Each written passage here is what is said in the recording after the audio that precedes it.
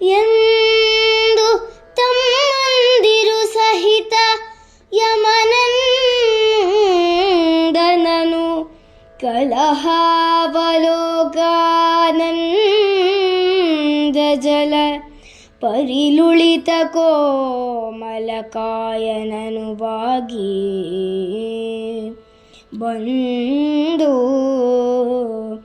ಮತ್ಸ್ಯನನೇ ಮದಲಿ ನಡೆತಂದು ರಥವೇರಿದನು.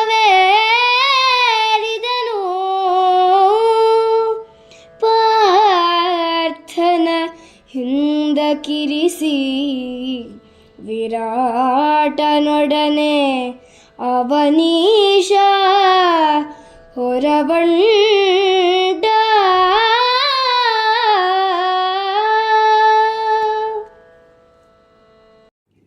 ಎಲ್ಲರಿಗೂ ನಮಸ್ಕಾರ.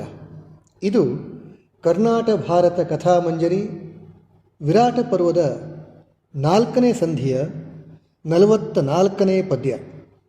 ಅತ್ತ ಧರ್ಮರಾಯ ತನಗೆ ಗೋವುಗಳ ಆಕ್ರಂದನವನ್ನು ಕೇಳಿಕೊಂಡು ಸುಮ್ಮನೆ ಇರಲಿಕ್ಕೆ ಸಾಧ್ಯ ಇಲ್ಲ, ತನ್ನ ಗಂಟಲಲ್ಲಿ ನೀರು ಕೂಡ ಇಳಿತಾ ಇಲ್ಲ ಅಂತ ತುಂಬ ಬೇಸರದಿಂದ ಹೇಳ್ತಾ ಜೊತೆಗೆ ತಾವು ಪಾಂಡವರು ಅಂತ ಬಹಿರಂಗವಾಗಿ ಹೇಳಿಕೊಳ್ಳುವ ಸ್ಥಿತಿಯಲ್ಲೂ ಕೂಡ ಪಾಂಡವರಿಲ್ಲ ಧರ್ಮರಾಯ.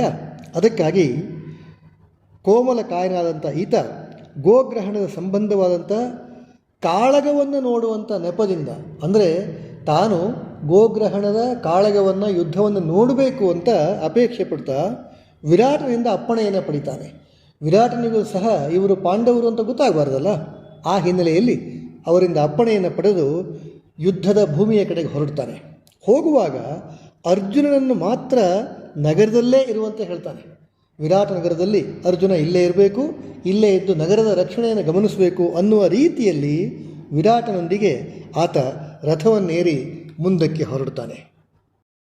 ಬಲ ಮುರಿದು ಬರುತ್ತಿರಲು ಖಾತಿಯ ತಳೆದು ವೀರ ಸುಶರ್ಮನು ಅಂಬಿನ ಮಳೆಯ ಕರೆವುತ ರಿಪು ವಿರಾಟನ ರಥವ ತರುಬಿದನು.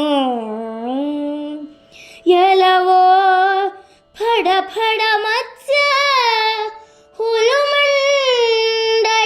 ಮತ್ಸ್ಯ ನಿನಗೇಕೆ ಆಳುತನವೆಂದುಲಿದು ಕೈ ಕೊಂಡೆಚ್ಚು ಕಾದಿದನ ವಿರಾಟನಲ್ಲಿ. ಎಲ್ಲರಿಗೂ ನಮಸ್ಕಾರ. ಇದು ಕರ್ನಾಟ ಭಾರತ ಕಥಾಮಂಜರಿಯ ವಿರಾಟ ಪರ್ವದ 4ನೇ ಸಂಧಿಯ 51ನೇ ಪದ್ಯ. ಸುಶರ್ಮ ಆರಂಭದಲ್ಲಿ ಅಂದುಕೊಂಡಿದ್ದ ಅನಿಸುತ್ತೆ ಈ ಯುದ್ಧವನ್ನು ಬಹಳ ಸುಲಭವಾಗಿ ಗೆದ್ದು ಬಿಡಬಹುದು ಅಂತ. ಆದರೆ ಇಲ್ಲಿ ವಿರಾಟರಾಜನ ಸೈನ್ಯದ ಎದುರು ಸುಶರ್ಮನ ಸೈನ್ಯ ಸೋತು ಹೋಗ್ತಾ ಇದೆ. ಇಷ್ಟು ಬಲಾಢ್ಯವಾದಂಥ ಸೈನ್ಯ, ತನ್ನ ಸೈನ್ಯ ಸೋತು ಹೋಗ್ತಾ ಇರುವುದನ್ನು ನೋಡಿ ಆತ ಕೋಪಗೊಳ್ತಾನೆ. ಅತೀವವಾಗಿ ಕೋಪಗೊಂಡಂತಹ ಸುಶರ್ಮ ಬಾಣಗಳ ಸುರಿಮಳೆಯನ್ನು ಗರಿತಾನೆ ವಿರಾಟರಾಜನ ಮೇಲೆ. ಅಷ್ಟೇ ಅಲ್ಲ, ವಿರಾಟರಾಜನನ್ನು ನೀನೊಬ್ಬ ಕ್ಷುದ್ರ ರಾಜ ಅಂತ ಹೀಯಾಳಿಸ್ತಾನೆ. ಒಬ್ಬ ಕ್ಷುದ್ರ ಮಾಂಡಲಿಕನಾದಂಥ ನಿನಗೆ ಇಂಥ ಪರಾಕ್ರಮ ಹೇಗೆ ಬಂತು, ಯಾಕೆ ಬೇಕು ಅಂತ ಹೀಯಾಳಿಸ್ತಾನೆ, ಮೂದಲಿಸ್ತಾನೆ. ಅಷ್ಟೇ ಅಲ್ಲ, ವಿರಾಟನೊಂದಿಗೆ ಉಗ್ರವಾಗಿ ಹೋರಾಡಬೇಕು ಅಂತ ನಿಶ್ಚಯಿಸ್ತಾ ಬಾಣಗಳ ಮಳೆಗರಿತ ವಿರಾಟನ ಮೇಲೆ ಮುಗಿ ಬೀಳ್ತಾನೆ.